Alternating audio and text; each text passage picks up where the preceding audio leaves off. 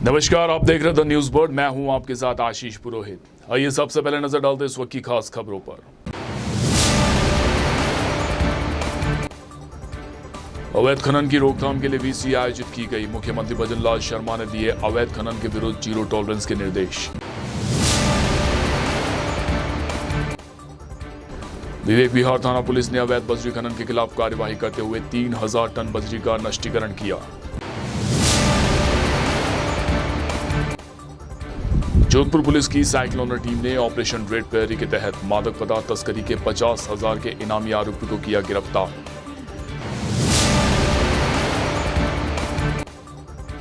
राजस्थान में एक्टिव हुआ western disturbance. Jodhpur में देर रात तेज हवाओं के साथ चला बारिश का दौर। और अब खबरें विस्तार से। अवैध खनन की रोकथाम के लिए आयोजित वीसी में मुख्यमंत्री भजनलाल शर्मा द्वारा अवैध खनन के विरुद्ध जीरो टॉलरेंस रखने के निर्देशों की पालना में जिला कलेक्टर, पुलिस आयुक्त व पुलिस अधीक्षक ग्रामीण के निर्देशन में खनन विभाग व पुलिस विभाग द्वारा 2 अप्रैल से 12 अप्रैल 2025 तक अवैध खनन, निर्गमन व भंडारण के 13 प्रकरण में 14 वाहन जब्त किए गए। 18.83 लाख शास्ती राशि आरोपित की गई और 8 प्रथम सूचना रिपोर्ट संबंधित पुलिस थानों में दर्ज करवाई गई। खनिज अभियंता ने बताया कि राज्य सरकार की अवैध खनन के विरुद्ध जीरो टॉलरेंस की नीति अनुरूप 2 माह से तहसील लूणी के लूणी नदी क्षेत्र में अवैध खनन, परिवहन और भंडारण के संभावित स्थलों व मार्गों पर कुल 18 चेक पोस्ट स्थापित किए जाकर पुलिस कमिश्नरेट जोधपुर के 112 जवान व आरएसी 14वीं बटालियन की एक प्लाटून के 25 जवानों सहित कुल 137 जवानों द्वारा सतत रूप से 24 घंटे चेकिंग की जा रही है। अवैध बजरी खनन की रोकथाम के लिए जोधपुर पुलिस कमिश्नरेट की लगातार कार्यवाही जारी है। इसी के चलते विवेक विहार थाना पुलिस और माइनिंग विभाग ने संयुक्त कार्यवाही करते हुए 3000 टन बजरी का नष्टीकरण किया। विवेक विहार थानाधिकारी दिलीप खदाव ने बताया कि पुलिस आयुक्त के निर्देशानुसार डीसीपी वेस्ट राजश्री राज वर्मा के नेतृत्व में माइनिंग विभाग के साथ मिल अवैध बजरी की रोकथाम हेतु बड़ी कार्यवाही करते हुए 3000 टन बजरी का नष्टीकरण किया गया। उन्होंने बताया कि 3000 टन बजरी करीब 100 डंपर बजरी का नष्टीकरण किया गया। दिलीप खदाव ने बताया कि अवैध खजरी बनन को लेकर रोकने के उद्देश्य से इस प्रकार की कार्यवाही लगातार जारी रहेगी। अवैध बजरी खनन के विरुद्ध पुलिस द्वारा कार्रवाई की गई है। श्रीमान सीपी साहब, कमिश्नर साहब श्री राजेंद्र सिंह जी और डीसीपी साहब राज ऋषि जी के निर्देशानुसार पुलिस थाना विवेक विहार के 5-6 स्थानों पर अवैध बजरी के स्टॉक्स है जो चिन्हित किए गए थे और उन चिन्हित करते हुए माइनिंग डिपार्टमेंट को सूचित किया गया। उसके बाद माइनिंग डिपार्टमेंट के साथ सहयोग लेते हुए उनका लगभग 3000 टन यानी 100 डंपर के आसपास हमने अवैध बजरी के स्टॉक्स को नष्टीकरण करवाया जेसीबी की सहायता से। तो ये जो अवैध बजरी खनन करने वाले माफियाओं के खिलाफ एक बहुत बड़ी कार्रवाई है और इस तरह की कार्रवाई उच्चाधिकारियों के निर्देश पर आगे भी जारी रहेगी और उनसे आह्वान है कि वो इस अवैध बजरी के खनन के व्यापार में नहीं लगे और सरकार और जो सुप्रीम कोर्ट की रूलिंग के मुताबिक उनके निर्देशों की पालना करें। जोधपुर रेंज की स्पेशल साइक्लोनर सेल ने ऑपरेशन रेड पेरी के तहत मादक पदार्थ तस्करी के 50,000 रुपए के इनामी आरोपी भजनलाल और पेरोल से फरार एक और आरोपी को गिरफ्तार किया है। आरोपी अपने एक साथी के साथ नाथद्वारा की होटल में रुका हुआ था, जहां से उसे टीम ने गिरफ्तार कर लिया। इसके साथ ही पेरोल से फरार चल रहे उसके एक साथी को भी गिरफ्तार किया गया। रेंज आईजी विकास कुमार ने बताया कि टीम ने भजनलाल मादक पदार्थ तस्करी के मामले में फरार चल रहा था और उसके खिलाफ 50,000 रुपए का इनाम भी घोषित था। आरोपी पिछले 1.5 साल से फरार चल रहा था, जबकि उसके साथी रूपाराम पर मध्य प्रदेश, गुजरात और राजस्थान में मादक पदार्थ तस्करी से लेकर विभिन्न धाराओं में मामले दर्ज है। रूपाराम मध्य प्रदेश की जेल से पेरोल पर फरारी चल रहा था। उसके खिलाफ गुजरात के 2 मामले हैं और वह 4 साल से फरार था। रेंज के साइक्लोनर सेल के धुआंधार धावों की धमाकेदार धमक में बड़े बड़े नशावीर, सौदागर, सरगना, सूत्रधार, स्वयंभू सरताज जमीन सूंघते नजर आ रहे हैं, नेस्तनाबूद हो रहे हैं और नशे की बड़ी विषबेल जो इन्होंने बो रखी है, जिसके बट वृक्ष बने हुए हैं, वह बुशाई हो रही है। नशे के इस महा प्रकोप के खिलाफ जनसाधारण के साथ मिलकर जोधपुर पुलिस ने महामुहिम छेड़ रखी है, जिसके तहत जितने ये बड़े सिपासालार हैं जो नशे की मादक द्रव्यों की आपूर्ति कर रहे हैं, उन पर गाज गिराई जा रही है और दूसरी तरफ जो खपत है, जो मांग है, जो मनुहार के तहत अफीम और चूड़ा चूरा परोसने की कवायद थी, लंबे समय से चल रही परंपरा थी, उसको समाप्त करने के लिए जन जन में अलख जगाया जा रहा है। और मांग कम करते हुए आपूर्तिकर्ताओं के खिलाफ धुआंधार कार्रवाई करते हुए नशे के महाप्रकोप से इस पूरे इलाके को पूरी तरह मुक्त कर प्रगति के पथ पर आरूढ़ करने का यह सिलसिला लगातार जारी है। लगातार सफलताएं मिल रही हैं।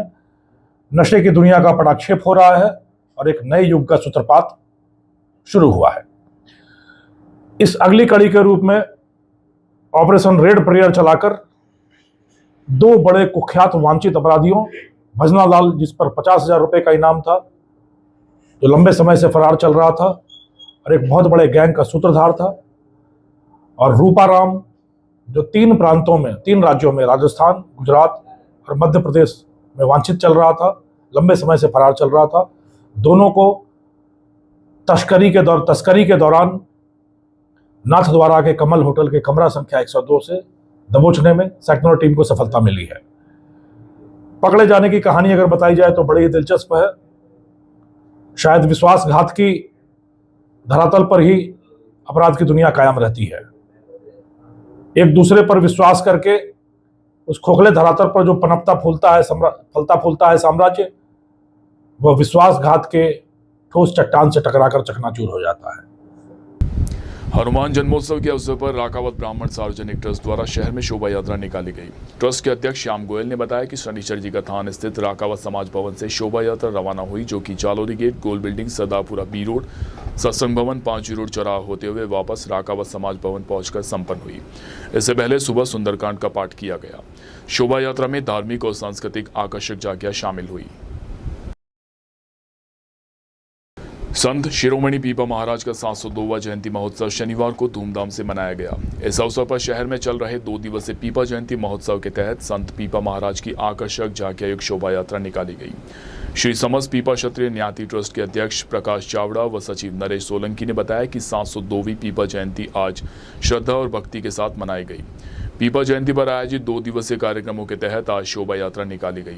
सुबह विजय चौक स्थित पीपा महाराज के मंदिर सहित विद्याधर नगर, हनुमान जी की भाकरी, मसूरिया व चांदपोल स्थित मंदिरों में भक्तों द्वारा पूजा अर्चना की गई। शोभा यात्रा में आकर्षक झांकियां शामिल हुई। इनमें संत पीपा महाराज की जीवनी से संबंधित झांकी के साथ ही भारतीय सनातन संस्कृति से ओतप्रोत झांकियों ने लोगों का मन मोह लिया। मुख्य शोभा यात्रा विजय चौक मंदिर से रवाना होकर अजय चौक, उमेद चौक, त्रिपोलिया बाजार, मोहनपुरा पुलिया होते हुए राधानाड़ा स्थित न्याति भवन पहुंची। शोभा यात्रा का विभिन्न जगहों पर स्वागत किया गया।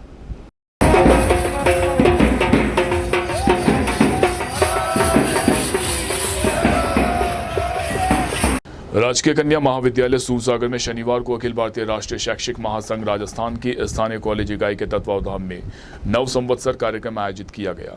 इस अवसर पर प्राचार्य प्रोफेसर डॉक्टर अरुण व्यास ने छात्राओं को संबोधित करते हुए जीवन मूल्यों पर आधारित भारतीय संस्कृति को आत्मसात करने का आह्वान किया।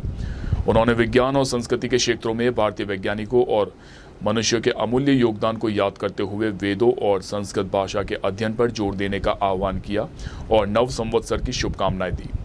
कार्यक्रम में हिंदू नववर्ष की महत्ता पर प्रकाश डालते हुए बताया कि इसी दिन भगवान ब्रह्मा ने सृष्टि का सर्जन किया था। कार्यक्रम में संकाय सदस्य professor doctor Hemu Chaudhary, doctor Sunita Chavda सहित छात्राओं ने सहभागिता निभाई। श्री महावीर जैन नवयुवक मंडल व भगवान महावीर जन्म कल्याणक महोत्सव समिति जोधपुर द्वारा भगवान महावीर के 2624वें जन्म कल्याणक महोत्सव के उपलक्ष्य में 7 दिवसीय कार्यक्रम आयोजित किए जा रहे हैं। उसी कड़ी में शनिवार को विशाल रक्तदान शिविर का आयोजन किया गया। स्वर्गीय शांति देवी की स्मृति में संचेती परिवार की ओर से रक्तदान शिविर का आयोजन किया गया। यह शिविर तारगढ़ स्थित महावीर कॉम्प्लेक्स हॉल में आयोजित किया गया। शिविर में आयोजकों ने बताया कि डॉक्टर जेसी मालू, डॉक्टर सिंघवी शिविर में मुख्य अतिथि के रूप में मौजूद रहे। इस दौरान समिति के सदस्यों ने भी पति पत्नी जोड़े के साथ रक्तदान कर सकारात्मक संदेश दिया। इस शिविर में 250 यूनिट से अधिक रक्त संग्रहण का लक्ष्य रखा गया। श्रमण भगवान महावीर के 2624वें जन्म कल्याणक दिवस के उपलक्ष्य में आयोजित 7 दिवसीय कार्यक्रम के अंतर्गत आज शनिवार दिनांक 12 अप्रैल को महावीर कॉम्प्लेक्स हॉल में विशाल रक्तदान शिविर का आयोजन आज के अतिथिगण डॉक्टर श्री अजीत शाह कोठारी, श्री MK सिंघवी साहब, श्री जेसी मालू साहब के आतिथ्य में किया गया। कार्यक्रम के सहयोगी स्वर्गीय श्रीमती शांति देवी जी धर्मपत्नी पन्नालाल शाह की पावन स्मृति में श्रीमती चंद्रकला जी धर्मपत्नी श्री राजकुमार शाह संचेती परिवार द्वारा लिया गया। आज के रक्तदान की विशेषता यह रही कि समिति के सदस्य एवं अन्य परिवारों ने भी संयुक्त रक्तदान कर, सहजोड़े रक्तदान कर एक मिसाल पेश की है और इसके आने वाले समय में नवयुवकों को और नवयुवतियों को रक्तदान करने के लिए प्रेरित किया है। कार्यक्रम में अब तक लगभग समिति द्वारा करीबन 157 यूनिट रक्त प्राप्त हो चुका है। भगवान महावीर स्वामी के 2624 के दिवस पर भगवान महावीर जन्म कल्याण समिति और जैन नवयुग मंडल द्वारा जोधपुर शहर में 7 दिवसीय कार्यक्रम आयोजित किए गए, जिसमें जीवदया, मानव सेवा, भक्ति संध्या, रक्तदान शिविर और भारतीय वितरण समारोह। आज उसी कड़ी में रक्तदान शिविर का आयोजन मार्ग कॉम्प्लेक्स में रखा गया है। यह वक्त तो चला एक छोटे से ब्रेक का। ब्रेक के बाद भी खबरों का सिलसिला जारी रहेगा। आप बने रहिए द न्यूज बर्ड के साथ।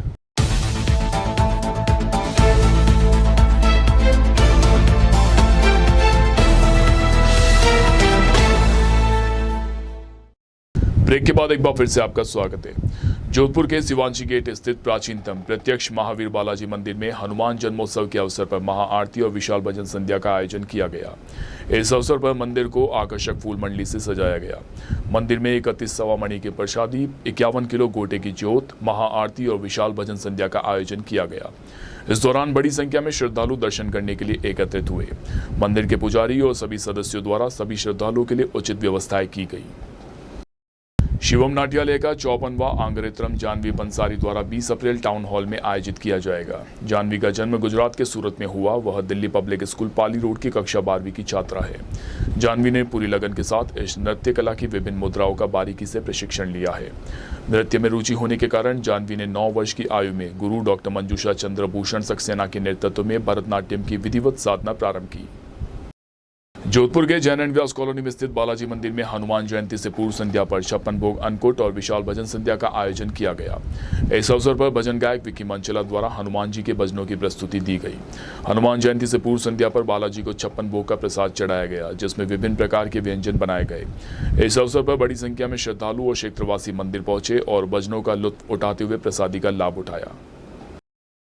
संविधान निर्माता डॉक्टर भीमराव अंबेडकर की जन्म जयंती के अवसर पर शहर में विभिन्न कार्यक्रम आयोजित किए जाएंगे। इसी कड़ी में शनिवार को शहर के नागौरी गेट सर्किल पर डॉक्टर भीमराव अंबेडकर की आदमकद प्रतिमा पर वाल्मीकि समाज के लोगों द्वारा जलाभिषेक किया गया।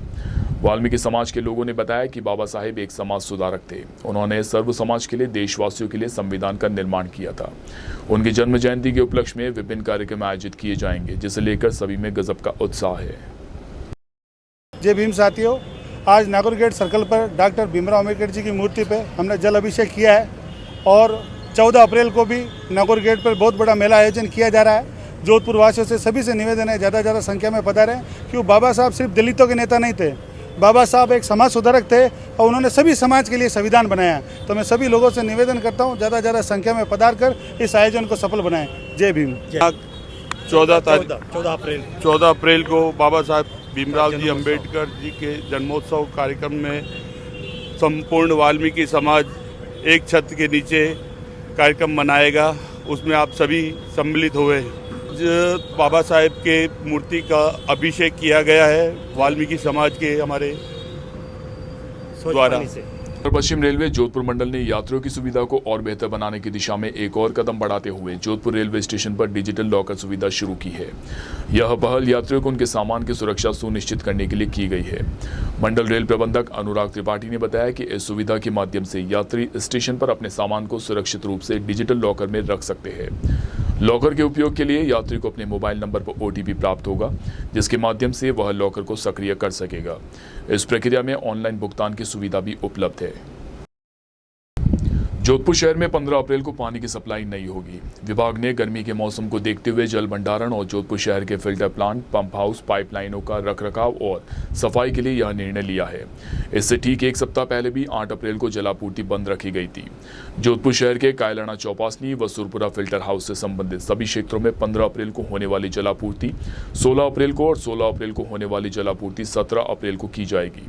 जलदाय विभाग नगर व्रत जोधपुर के अधीक्षण अभियंता राजेंद्र मेहता ने बताया कि जालामंड व तखत सागर फिल्टर हाउस से जुड़े क्षेत्र, सरस्वती नगर और कुड़ी बख्तासनी हाउसिंग बोर्ड के विभिन्न सेक्टरों के साथ पाल बाईपास, शिल्पग्राम के आसपास क्षेत्रों में 15 अप्रैल को सुबह 10 बजे तक की जाने वाली जलापूर्ति सामान्य रूप से होगी। इन क्षेत्रों में 17 अप्रैल को होने वाली जलापूर्ति 18 अप्रैल को की जाएगी। और अब बात करते हैं मौसम की। राजस्थान में वेस्टर्न डिस्टर्बेंस के असर से शुक्रवार दोपहर से ही मौसम के मिजाज बदल गए, जिसके चलते जयपुर, जोधपुर, हनुमानगढ़ और नागौर में तेज आंधी और बारिश के साथ ओले भी गिरे। वहीं अलवर, सीकर और डीडवाना कुचामन जिले के कुचामन सिटी में जमकर बारिश हुई। जोधपुर शहर में पूरे दिन धूप छाई रही, लेकिन दिन ढलते ढलते मौसम पूरी तरह बदल गया और रात में तेज हवा और बिजली चमकने के साथ जमकर बारिश हुई। रात में हुई तेज बारिश के बाद शहरवासियों को तेज गर्मी से राहत मिली। शनिवार को पूरा दिन आसमान में सूर्यदेव बने रहे, लेकिन तेज तपन से लोगों को राहत मिली। मौसम विभाग के अनुसार इस सिस्टम का असर 12 अप्रैल शनिवार तक रहेगा। 14 अप्रैल से फिर से प्रदेश में गर्मी तेज होगी और हीट वेव का दौर शुरू होगा। और आइए अंत में एक बार फिर से नजर डालते हैं इस वक्त की खास खबरों पर। अवैध खनन की रोकथाम के लिए वीसी आयोजित की गई। मुख्यमंत्री भजनलाल शर्मा ने दिए अवैध खनन के विरुद्ध जीरो टॉलरेंस के निर्देश। विवेक विहार थाना पुलिस ने अवैध बजरी खनन के खिलाफ कार्यवाही करते हुए 3000 टन बजरी का नष्टीकरण किया। जोधपुर पुलिस की साइक्लोनर टीम ने ऑपरेशन रेड प्रेयरी के तहत मादक पदार्थ तस्करी के 50,000 के इनामी आरोपी को किया गिरफ्तार।